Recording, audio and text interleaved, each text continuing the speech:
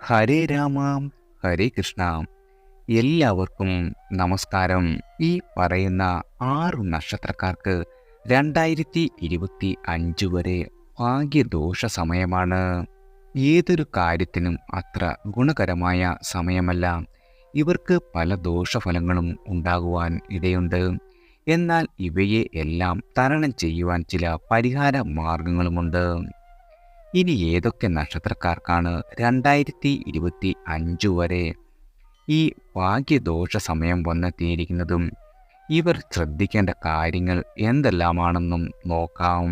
2025 വരെയാണ് ഈ നാളുകാർക്ക് ഭാഗ്യദോഷ സമയം ബാധിച്ചിരിക്കുന്നത്.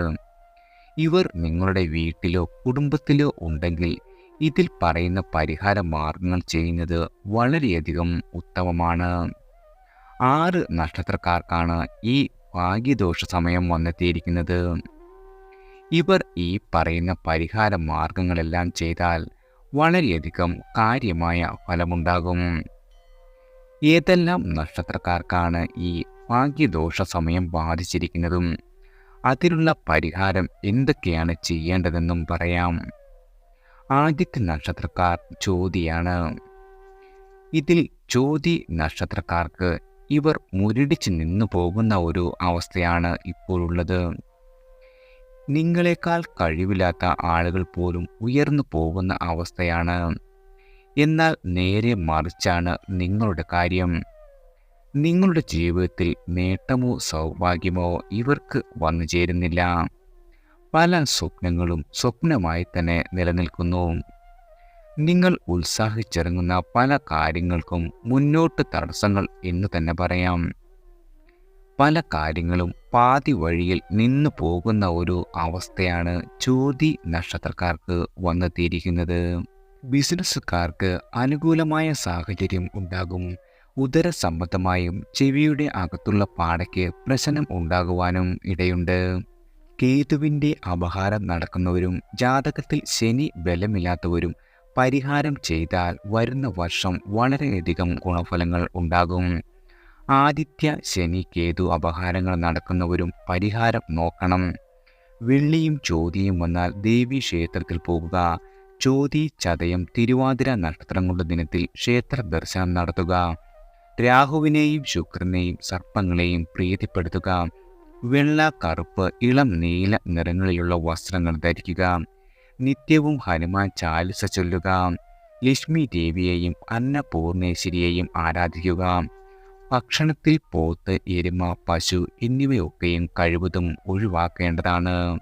അടുത്തത് തിരുവാതിര നക്ഷത്രക്കാരാണ്. തിരുവാതിര നക്ഷത്രക്കാർക്ക് പല കാര്യങ്ങളിലും ആത്മാർത്ഥത ഉണ്ടെങ്കിലും ഇറങ്ങിത്തിരിക്കുന്ന നേരത്ത് ഇത് മുന്നോട്ട് കൊണ്ടുപോകുവാൻ സാധിക്കാതെ വരുന്ന സമയമാണ്. ആത്മാർത്ഥമായി ഇത്തരം കാര്യങ്ങളിൽ ഇടപെട്ടാലും നടക്കാതെ പോകുന്ന ഒരു അവസ്ഥയാണ്. നിങ്ങളുടെ കഴിവും പ്രാവീണ്യവും തിരിച്ചറിയാതെ പോകുന്ന ഒരു അവസ്ഥയാണ്.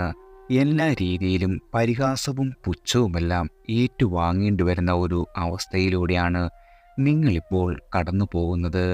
തിരുവാതിര നക്ഷത്രക്കാർക്ക് ഇത് തിരിച്ചറിവിൻ്റെ വർഷമാണ്. ഭാര്യ ഭർത്താക്കന്മാർ തമ്മിലുള്ള ഐക്യക്കുറവും കലഹവുമെല്ലാം ഉണ്ടാകും. ചില ആളുകളുടെ ജീവിതത്തിൽ ഡൈവേഴ്സ് അനിവാര്യമായി വരുന്ന ഒരു അവസ്ഥയും സംജാതമാകുന്നതാണ്. രോഗാദി ദുരിതങ്ങൾ അലട്ടും. കുടുംബത്തിൽ മനസമാധാനവും സ്വസ്ഥതയും നഷ്ടപ്പെടുന്നതാണ്. വീഴ്ചകളിൽ മുറിവ്, ചതവ് എന്നിവ ഉണ്ടാകുവാനും ഇടയുണ്ട്. ശത്രുഭയം. സഹോദര സ്ഥാനത്തുള്ളവർക്ക് കാലം വളരെയധികം മോശമാണ്. കുടുംബപരമായി വളരെ സങ്കീർണമായ പ്രശ്നങ്ങൾ ഉണ്ടാകും.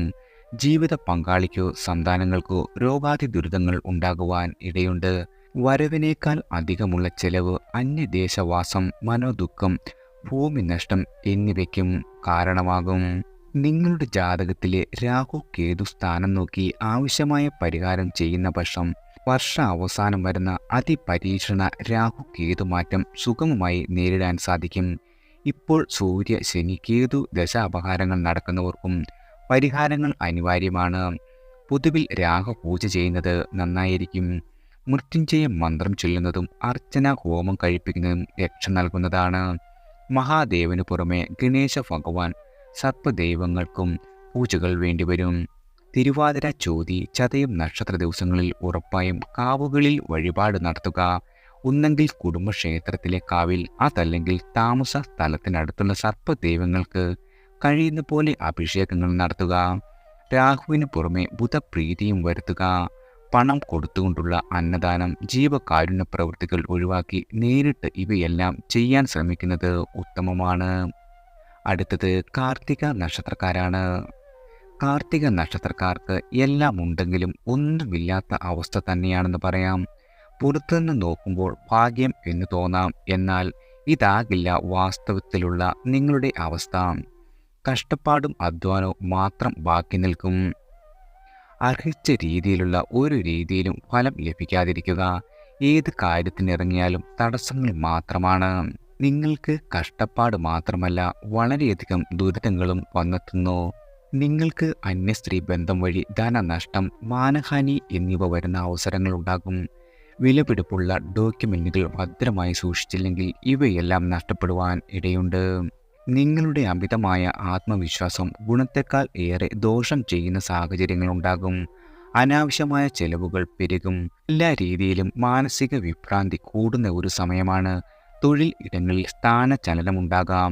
ജീവിത പങ്കാളിക്കോ നിങ്ങൾക്കോ ആരോഗ്യപരമായ പ്രശ്നങ്ങൾ ഉടലെടുക്കും.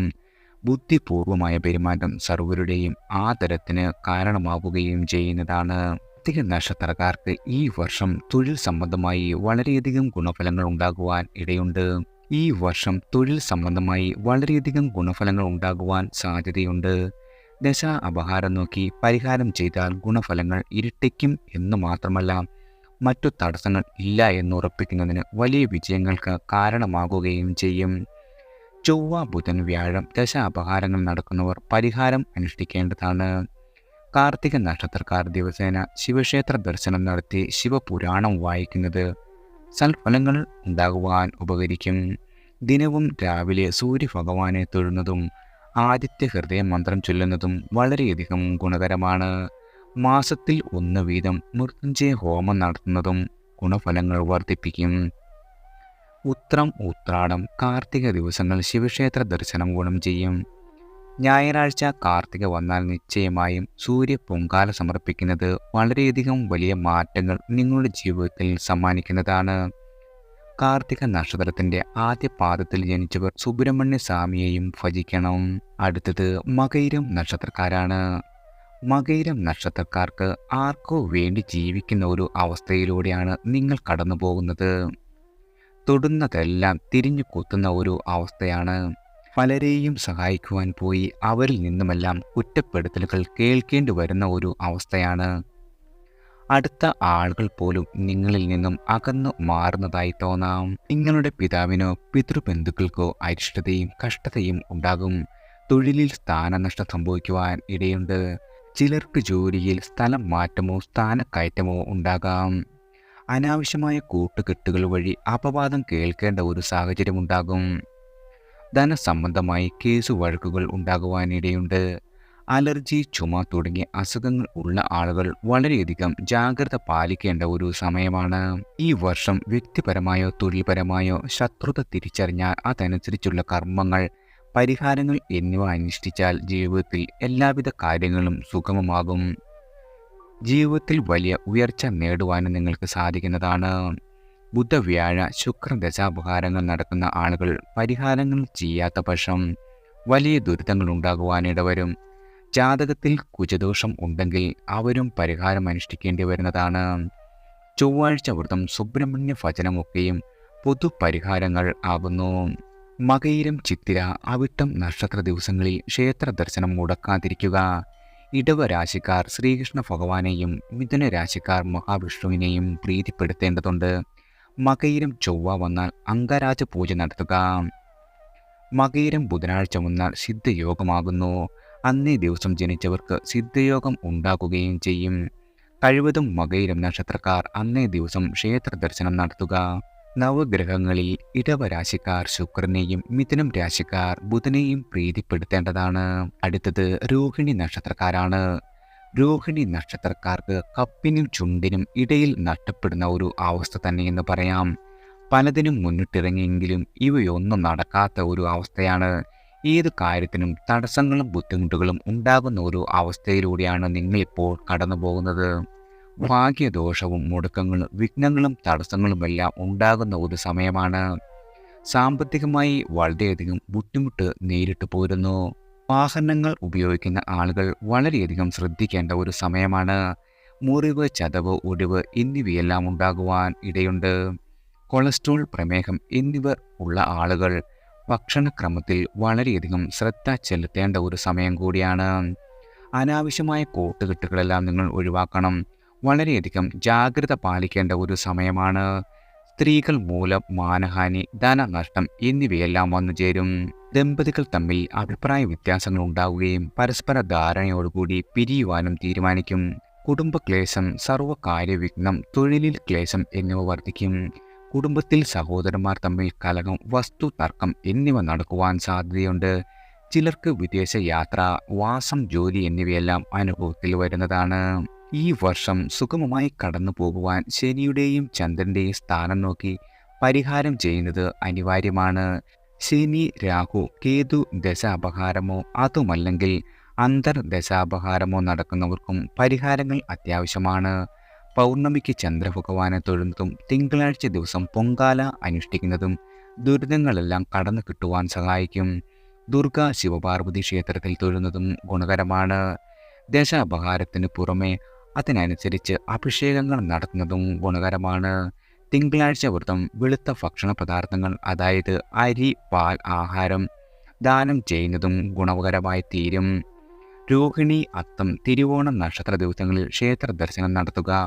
തിങ്കളാഴ്ചയും രോഹിണിയും വരുന്ന ദിവസം പൗർണമിക്കും ഉപവസിക്കുക.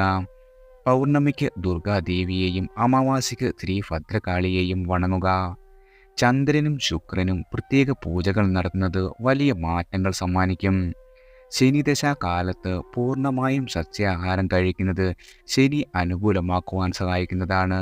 ഈ കാലയളവിൽ മദ്യവും മറ്റു ആസക്തികളും തീർത്തും ഒഴിവാക്കിയില്ലെങ്കിൽ ശനിയുടെ ദുരിതങ്ങൾ പല മടങ്ങ് വർദ്ധിക്കുവാൻ ഇടവരുന്നതാണ്. അടുത്തത് അവിട്ടം നക്ഷത്രക്കാരാണ്. ഇവരെ പ്രശ്നങ്ങളും ദുരിതങ്ങളും എല്ലാ രീതിയിലും അലട്ടുന്ന സമയമാണ്. നിങ്ങൾ ആഗ്രഹിക്കുന്നത് ലഭിക്കാത്ത അവസ്ഥ, എത്ര പരിശ്രമിച്ചിട്ടും അതിൻ്റെതായ മാറ്റം അതുമല്ലെങ്കിൽ മുന്നേറ്റം ലഭിക്കാത്ത ഒരു നക്ഷത്രമാണിത്. ജീവിതം പോരാട്ടമാകുന്ന ഒരു അവസ്ഥയിലൂടെയാണ് അവിട്ടം നക്ഷത്രക്കാർ കടന്നു പോയിക്കൊണ്ടിരിക്കുന്നത്. പല രീതിയിലുള്ള പ്രതിസന്ധികളെയും ഈ കാലത്തിൽ തരണം ചെയ്യേണ്ടതായി വരും. പല രീതിയിലുള്ള തടസ്സങ്ങൾ നിങ്ങളുടെ മുന്നിലുണ്ട്. നിങ്ങളുടെ ജീവിത പങ്കാളിക്കോ സന്താനങ്ങൾക്കോ അസുഖങ്ങൾ കൊണ്ട് ദുരിതങ്ങൾ വന്നു ചേരും.